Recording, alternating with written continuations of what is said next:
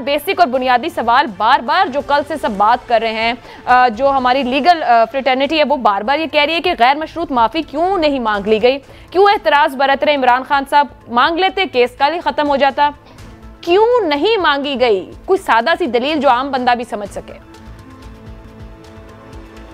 देखिए आयशा, पहली बात तो यह है कि जो कोर्ट ने पहले दिन ऑब्जर्वेशन दी थी, वैसे मैं इसमें वकील भी हूं, इसलिए मेरे लिए कुछ ज्यादा मेरिट ऑफ द केस पे बात करना मुनासिब नहीं है, सब्जुडिस मैटर है, लेकिन मैं उसको आपको वाजे कर दूं। पहली बात तो यह है कि पहले दिन जुरिस्डिक्शन इशू भी रेज हुआ और जवाब भी दिया, एक्सप्लेन किया इस इशू को।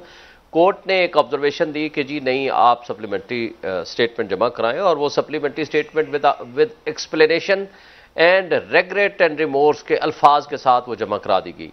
कल जो अमाइकस बुलाए हुए थे, जिनको फ्रेंड्स ऑफ द कोर्ट कहते हैं, जस्टिस अतर अल्लाह और बाकी जो लार्जर बेंच हमारा इसमें बैठा हुआ था इस्लामाबाद हाई कोर्ट का, उसके अंदर उन्होंने वाज़े तौर पर कहा, मखदूम अली खान साहब ने और मुनीर मलिक साहब ने, दोनों साबिक अटॉर्नी जनरल हैं और पाकिस्तान की तारीख के इस वक्त सबसे बड़े वकीलों में उनका नाम और शुमार होता है, उन्होंने कहा है जी यही माफ़ी होती है, यही रेग्रेट है, और माफ़ी मांगने में कोई बड़े लीडर की कोई तौहीन नहीं होती, ना ही कमज़ोरी होती है। वो एट एनी स्टेज, कोर्ट ने फिर ये भी ऑब्जर्व किया है कि एट एनी स्टेज भी, ये क्वेश्चन किया है जजेस ने, एट एनी स्टेज भी अगर माफ़ी आती है तो हम उसको कबूल कर सकते हैं।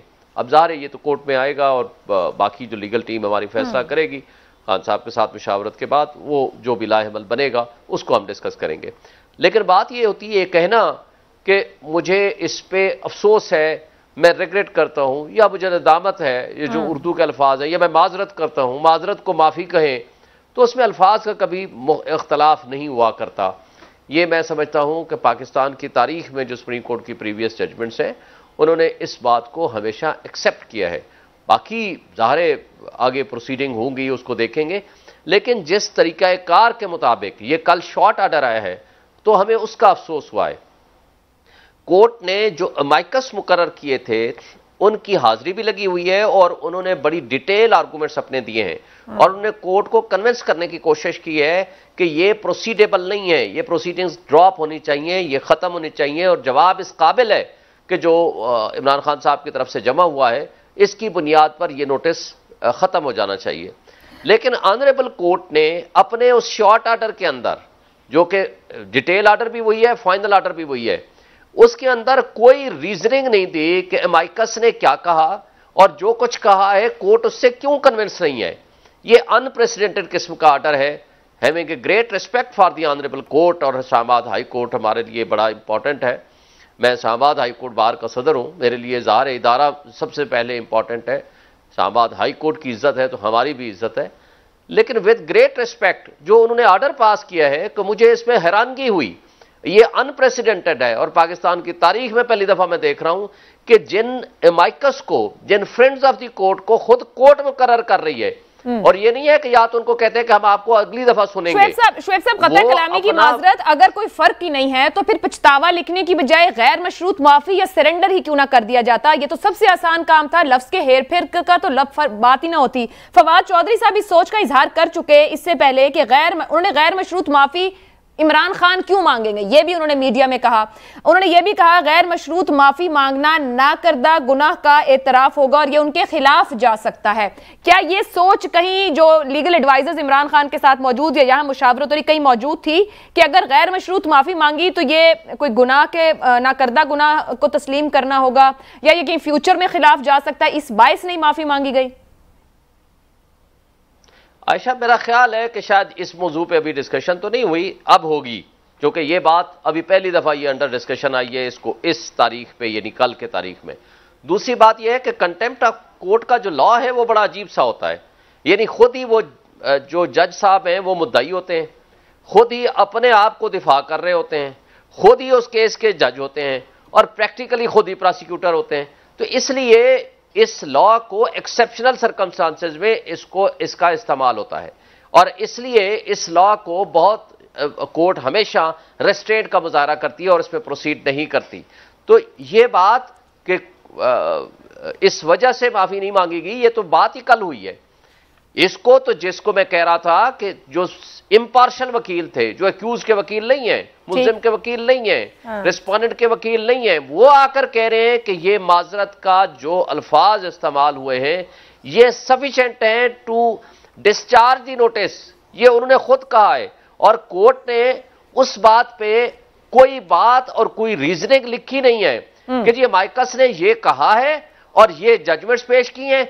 उन्होंने मसलन मखदूम अली खान साहब ने बेनजीर भुट्टो का केस का रेफरेंस दिया और उसमें उन्होंने कहा है कि उसमें ना रिग्रेट का लफ्ज आया है ना रिमोर्स का लफ्ज आया है, उसके बावजूद कोर्ट ने ये कहा। ठीक है शुएब साहब, लेकिन खुद कोर्ट ये कह रही है कि जो निहाल कश्यप साहब का केस था, ये जो माजी के हालिया सुप्रीम कोर्ट के फैसले भी मौजूद हैं और वो वहां क्रिमिनल कॉन्टेम्प्ट ऑफ कोर्ट भी नहीं थी और यहां तो क्रिमिनल कॉन्टेम्प्ट ऑफ कोर्ट है। मैं वापस आती हूं उस पर। राना एहसान साहब, ये थी कल की कार्रवाई। अब एक पीटीआई का मौकिफ है कि टेक्निकल नॉकआउट करने की कोशिश की जा रही है इमरान खान साहब को।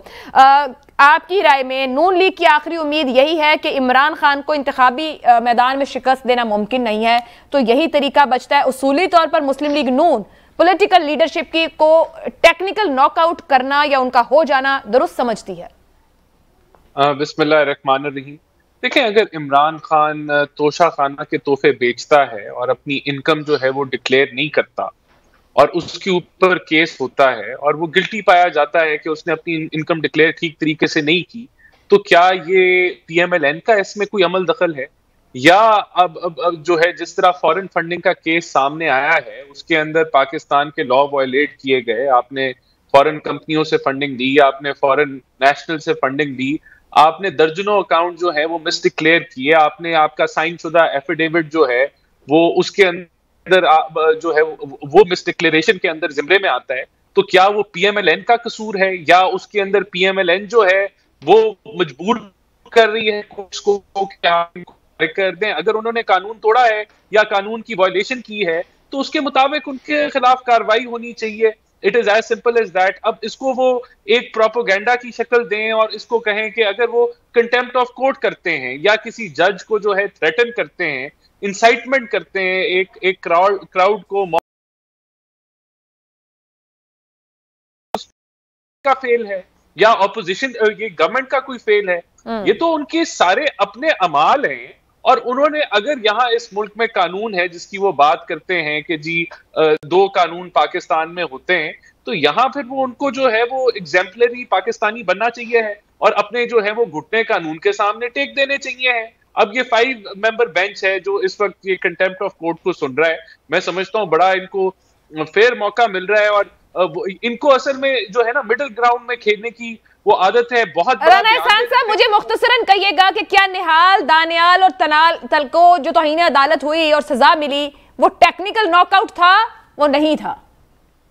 देखें, वो कोर्ट ने उसके ऊपर डिसाइड किया कि यहाँ कंटेम्प्ट की गई है या पाकिस्तान का कानून वायलेट किया गया और उनको फारिग कर दिया गया।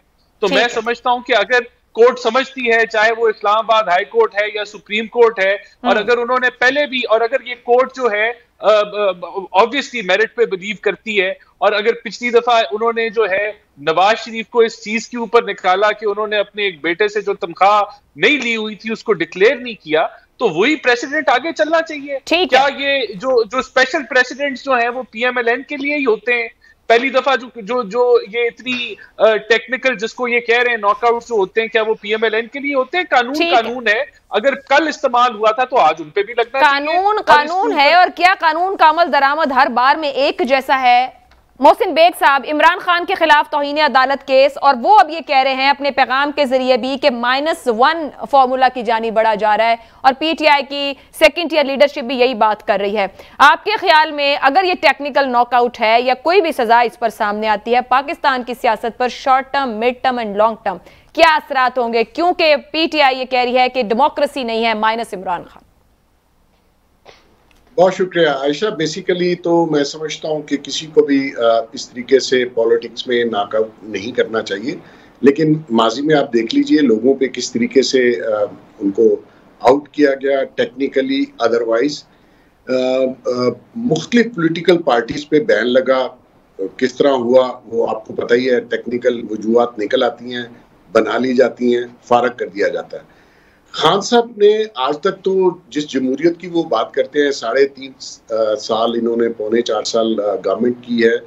आप देख लीजिए पार्लियामेंट इन्होंने चलने ही नहीं दी, और अगर पार्लियामेंट चलती तो ये पीडीएम ना बनती, और जो इस्लाहात इन्होंने लानी थी वो लाते। उसमें ये सारी चीजें जिसका उन्होंने वादे किए थे कि मैं लॉ चेंज करूंगा, मैं पुलिसिंग बेहतर करूंगा, मैं अमेंडमेंट्स लाऊंगा, कुछ नहीं किया सिवाय पार्लियामेंट में। कभी गवर्नमेंट भी पार्लियामेंट को ना चलने दे, ये पहली बार मैंने देखा है, हालांकि ये 7वीं 8वीं पार्लियामेंट में देख रहा हूँ। तो बेसिकली आपने खुद जमहूरियत की नफी की, और आज भी जो आप गुफ्तगू कर रहे हैं, आज का आप देख लीजिए, कल जो इन्होंने स्टेटमेंट दी कि 2/3 मेजॉरिटी दे, बिल्कुल ठीक है, आपको मिलनी चाहिए अगर लोग देना चाहते हैं, कोई एतराज नहीं है। लेकिन यही चोर डाकू तो पाकिस्तानियों से ही वोट लेके आए हैं, पार्लियामेंट में बैठे हैं, आप इनके साथ बैठना नहीं चाहते, आप अलहदा से कोई पार्लियामेंट बनाना चाहते हैं, आप अलहदा से कोई असेंबली बनाना चाहते हैं, वो मुमकिन नहीं है। आपसे ज्यादा वोट इस पीडीएम के लोगों ने लिए हुए, अगर आपकी पीटीआई की जमात के साथ मुकाबला कीजिए, और जिस तरीके से आरटीएस बंद हुआ और आप जीते, वो अब नहीं होगा। आपकी पॉपुलैरिटी नेचुरली अगर आपके पास है और लग रहा है कि जी आपके क्राउड बड़े हैं, भाई इलेक्शन का इंतजार कर लो। आप फ्लड, इतनी दुनिया जो है वो बेचारी रुल गई है, हमारी ट्रांसपोर्ट, हमारा इंफ्रास्ट्रक्चर तबाह हो गया, आप उस पर बात करना नहीं चाहते। आपको सिर्फ, और ये जो माफी वो अनकंडीशनल नहीं मांग रहे, उसकी वजह उसकी अना है